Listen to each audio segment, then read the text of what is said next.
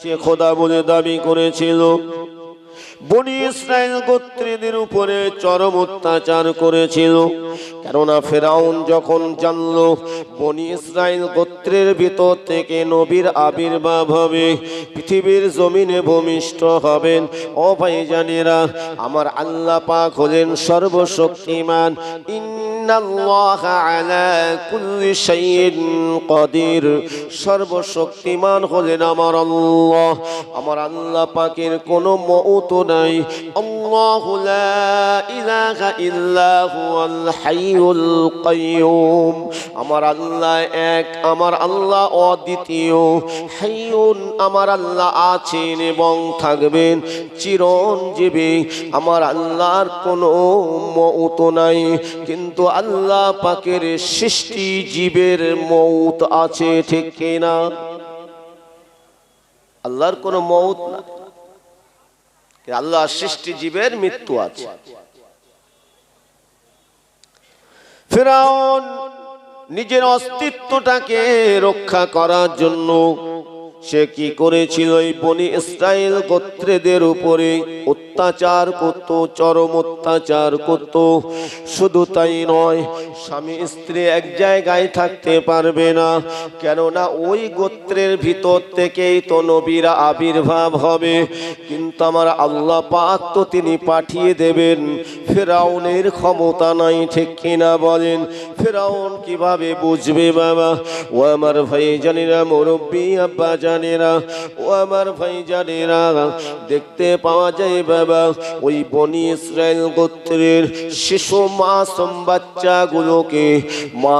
বাচ্চাগুলোকে নিজের অস্তিত্বটাকে টিকিয়ে রাখার জন্য খোদা বলে দাবি করাটা জগতের বুকে, এটাকে টিকিয়ে রাখার জন্য ওই সমস্ত বনি ইসরাইল কওমের গোত্রদের শিশু মাসুম বাচ্চাগুলো মায়ের কোল থেকে ছিনিয়ে নিয়ে তাদেরকে দুনিয়ার বুক থেকে সরিয়ে দিয়েছিল।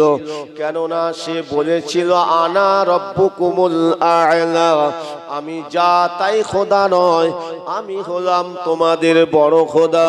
কিন্তু এই খোদা বলার আগে সে যখন পরামর্শ নিয়েছিল হামানের কাছ থেকে, হামান বলেছিল, বন্ধু তুমি যদি খোদা বলে তুমি যদি দাবি করতে চাও, আগে সমাজ থেকে, আগে এই দেশ থেকে শিক্ষা তুলে দিতে হবে। শিক্ষা তুলে দিতে হবে। কেন? শিক্ষা থাকলে তোমার এই মূর্খমি কথা কেউ মানবে না। সমাজ থেকে শিক্ষা তুলে দিতে হবে। কি বাবা? যে জাতির মধ্যে শিক্ষা নেই ওই জায়গায় কিছু আছে বলে মনে হয়। শিক্ষা কি? জাতির মেরুদণ্ড। শিক্ষা যদি আপনার আমার ভিতরে থাকে, তাহলে আপনার আমার ভিতরে মনুষ্যত্ব থাকবে, ঠিক কিনা বলেন? তবে শিক্ষার মতো শিক্ষা অর্জন করতে হবে এবং সেই শিক্ষাটাকে আপনাকে আমাকে ভালো জায়গায় ব্যয় করতে হবে। ও মুসলমান গণের ছেলেরা, যুবকেরা, আমার মুরব্বী আব্বা জানেরা, তাই ফেরাউন এইভাবে বনি ইসরাইল গোত্রের নিষ্পাপ শিশু মাসুম বাচ্চাদেরকে দুনিয়ার বুক থেকে সরিয়ে দিয়েছিল। কিন্তু পারে নাই। আল্লাহ পাক পৃথিবীর জমিনে মূসা নবীকে আমার আল্লাহ পাঠিয়ে দিয়েছিলেন। মূসা নবী যখন ভূমিষ্ঠ হলেন ওই বনি ইসরাইল গোত্রের ভিতর থেকে, আল্লাহ নবী মূসা যখন পৃথিবীর জমিনে যখন ভূমিষ্ঠ হলেন, আমার আল্লাহ পাকের নির্দেশ নবী মূসা আলাইহিস সালাতু ওয়াস সালামের যিনি আম্মা জান বড় চিন্তায় পড়ে গেলেন। হযরতে নবী মূসা, আল্লাহ পাক নবীদের তো সব থেকে সুন্দর দান করেছেন, ঠিক কিনা? নবীদিগকে আল্লাহ পাক পাক উত্তম মর্যাদা চরিত্রবান করেছেন। নবী দিগকে আল্লাহ পাক বেগুনাহ নিষ্পাপ করেছেন। নবী মুসা আলাইহিস সালামের মা ওই সময় বড় চিন্তায় পড়ে গেলেন, যদি আমার ছেলে হয়েছে, ভূমিষ্ঠ হয়েছে, আমার এই ফুটফুটে বাচ্চার খবরটা যদি মিশরের বাদশাহ ফেরাউন যদি জেনে যায়, আমার বাচ্চাকে আমার কোল থেকে কেড়ে নিয়ে আমার বাচ্চাকে দুনিয়ার বুক থেকে সরিয়ে দেবে, দুনিয়ার বুক থেকে সরিয়ে দেবে। তাই মুসা আলাইহিস সালামের আম্মা জান কি করেছিলেন, নিজের বাচ্চাটাকে পাহাড়ের একটা গুহার মধ্যে লুকিয়ে রেখেছে। কি করেছিলেন? লুকিয়ে রেখেছে। ফিরআউন সে বুঝবে কিভাবে? আমার আল্লাহ পাকের খেলা বোঝা তার পক্ষে কখনোই সম্ভব নয়, পৃথিবীর কোন শক্তির পক্ষে সম্ভব নয়। তাই দেখতে পাওয়া যায় ফিরআউন, ও ভাইজানেরা, এমন করে ফিরআউন তার দলবল দিগকে ওই আপনার বনি ইসরাইল গোত্রেদের ভিতরে এমন করে স্বামী স্ত্রী একত্রিত হতে দেয় না, যাতে করে আর পরবর্তীতে কোনো বাচ্চা, কোনো পুরুষ বাচ্চা যেন ভূমিষ্ঠ না হয়। কিন্তু আল্লাহর কে কুদরত, আল্লাহ পাক মুসা নবীকে পাঠিয়ে দিলেন। ফিরআউন বুঝতে পারল না, ও আমার ভাইজান, তাই ফিরআউন বুঝতে পারল না। মুসা নবীর মা কি করলেন, নিজের বাচ্চাকে ওই পাহাড়ের গুহার মধ্যে রেখে দিয়ে চলে আসছিলেন। মাঝে মাঝে গিয়ে দুধ পান করিয়ে আসতেন, গভীর রাতে, গভীর রজনীতে, যাতে কেউ না দেখতে পায়। তিনি ওই রাতের অন্ধকারে গিয়ে মুসা আলাইহিস সালাতু ওয়াস সালামকে দুগ্ধ পান করাতেন। আস্তে আস্তে যখন নবী মুসা আলাইহিস সালাম আস্তে আস্তে যখন বড় হয়ে যাচ্ছেন, যখন আস্তে আস্তে বড় হয়ে যাচ্ছেন, এবার তো মুসা আলাইহিস সালাতু ওয়াস সালাম ওই গুহার মধ্যে তো আর রাখা যাবে না, ঠিক কিনা বলেন? ও আমার ভাইজানেরা, ও আমার মুরব্বী আব্বা জানেরা, ওই সময় আল্লাহ নবী মুসা আলাইহিস সালামের আম্মা জানকে আমার আল্লাহ পাক জানিয়ে দিয়েছিলেন, আমার আল্লাহ পাক জানিয়ে দিয়েছিলেন, আমার বান্দি, আমার নবীকে, আমার নবী মুসাকে একটা একটা তক্তার উপরে শুইয়ে দিয়ে ওই মিশরের নদীতে ভাসিয়ে দাও। কোথায় ভাসিয়ে দিতে বললে? মিশরের নীল নদে ভাসিয়ে দাও। ও মুসলমান ঘরের ছেলেরা, বোঝার চেষ্টা করবেন বাবা, আল্লাহ নবী মুসা আলাইহিস সালাতু ওয়াস সালাম, কুচি দেখো ঠিক আছে কি, ফের যেন আওয়াজটা বসে যাওয়া পানা হচ্ছে। আল্লাহ নবী মুসা আলাইহিস সালাতু ওয়াস সালামের মা যখন তিনি এইভাবে স্বপ্ন দেখলেন, আল্লাহ পাক জানিয়ে দিলেন, মুসা আলাইহিস সালামের আম্মা জান বড় চিন্তায় পড়ে গেলেন, আমার বাচ্চাকে আমি কিভাবে ওই নীল নদে ভাসিয়ে দিতে পারি? কোনো মা কি পারে বাবা? স্বপ্ন দেখলেন, এক রাত দেখলেন, দু রাত দেখলেন, এইভাবে যখন স্বপ্ন দেখতে লাগলেন, আল্লাহর নবী মুসা আলাইহিস সালাতু ওয়াস সালামের আম্মা জানকে আমার আল্লাহ শয়নের স্বপ্নে জানিয়ে দিয়েছিলেন, এই আমার বান্দিরে, তুমি কোনো চিন্তা করবে না, আমার নবী মুসার কোনো ক্ষতি হবে না, তোমার বাচ্চা আবার তোমার কোলে চলে যাবে। ও ভাইজানেরা, ও আমার মুরব্বী আব্বা জানেরা, আল্লাহ নবী মুসা আলাইহিস সালাতু ওয়াস সালামের আম্মা জান, তাই তিনি কি করেছিলেন বাবা, একটা তক্তা মানে সন্দুক তৈরি করলেন বাবা, সুন্দর একটা কাঠের বাক্স তৈরি করলেন। ওই কাঠের বাক্স তৈরি করে ওই সন্দুক বাক্সের মধ্যে আল্লাহ নবী মুসা আলাইহিস সালামকে দিয়ে মিশরের নীল নদে ভাসিয়ে দিলেন। আল্লাহকে বলেছেন, আল্লাহ ও আমার আল্লাহ, আপনার নবীকে আপনি রক্ষা করবেন। জোরে বলুন সুবহানাল্লাহ। মুসা আলাইহিস সালাতু ওয়াস সালামকে যখন ওই নীল নদে ভাসিয়ে দিলেন, আম্মা জান ঝরঝর করে কাঁদতে থাকেন, সন্তানের জন্য আল্লাহর দরবারে দোয়া করতে থাকেন। মুসা আলাইহিস সালাতু ওয়াস সালামের বোন, ওই মুসা নবীর বোনকে বলেছে, আমার বেটি তুমি অনেক দূর থেকে লক্ষ্য করবে এই কাঠের সন্দুকটা কোন জায়গায় দাঁড়িয়ে যায়, কোথায় চলে যায়, তুমি একটু লক্ষ্য করবে, দূর থেকে তুমি যেতে লাগবে। ওই সময় বাবা মুসা আলাইহিস সালাতু ওয়াস সালাম ওই বাক্সের মধ্যে ভেসে ভেসে যাচ্ছেন, আর ফিরাউন এবং আমাদের আম্মা জান হযরতে আসিয়া, যিনি ছিলেন ফিরাউনের বিবি, ঠিক কিনা বলেন? ফিরাউন ছিল কি জালিম, আর ফিরাউনের স্ত্রী ছিলেন আল্লাহ পাকের আবিদা জাহিদা মাহবুবা বান্দি। ফিরাউনের ওর আসল নাম কি জানেন? ওর আসল নাম ছিল রামসিস। ফিরাউন নামে পরিচিত হলো কেন? মিশরে যে বাদশাহ হতো তার নাম হতো ফিরাউন।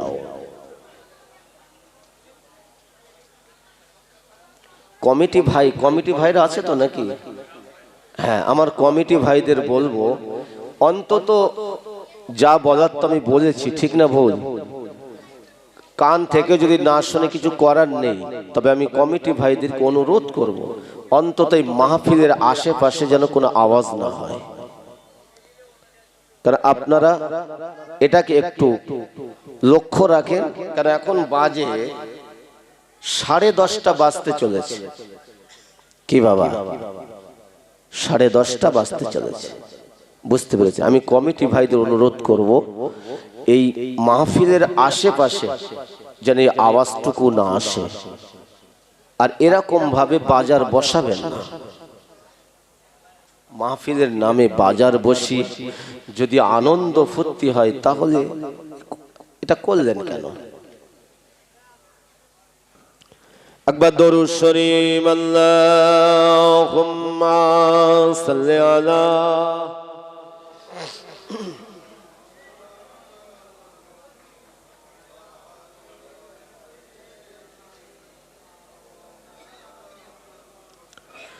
দেখো কেমন ঈমান এনেছি আমার নবীর সাহাবারা, সে যুগের সাহাবারা।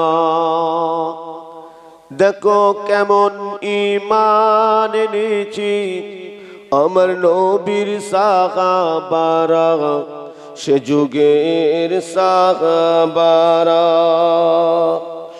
গোপন বেলাল আনিল ঈমান, গোপন বেলাল আনিল ঈমান, পড়ে লা ইলাহা ইল্লাল্লাহ।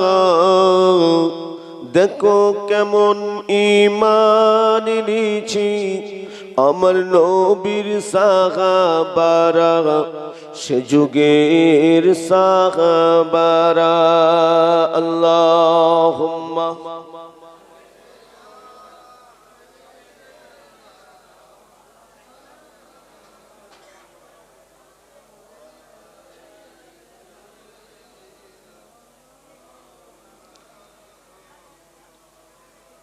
এক মুনিবের নিকট বেলাল গোলাম হয়ে থাকে।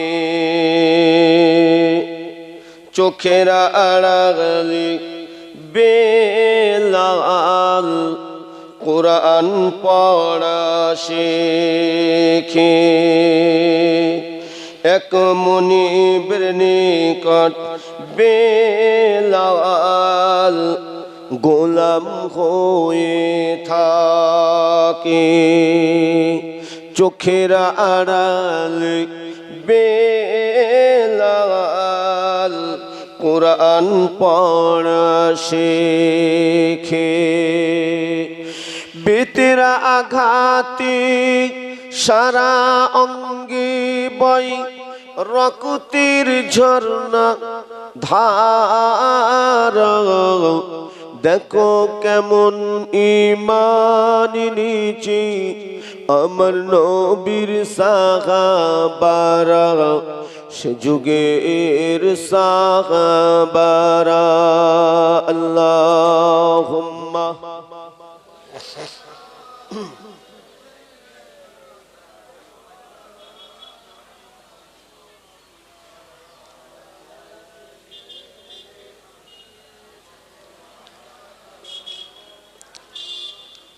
গলায় রশি দিয়ে বেঁধে মক্কা নগরে।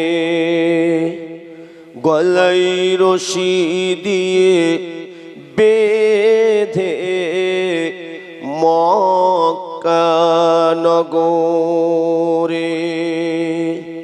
অলি গলিতে টানে হযরত বেলালের দেহ নিয়ে। উটের উজুড়ি গলায় ঝুলিয়ে করছে তামাশা ইহুদি নাসারা। দেখো কেমন ঈমান নিচে আমার নবীর সাহাবারা, সে যুগের সাহাবারা। আল্লাহুম্মা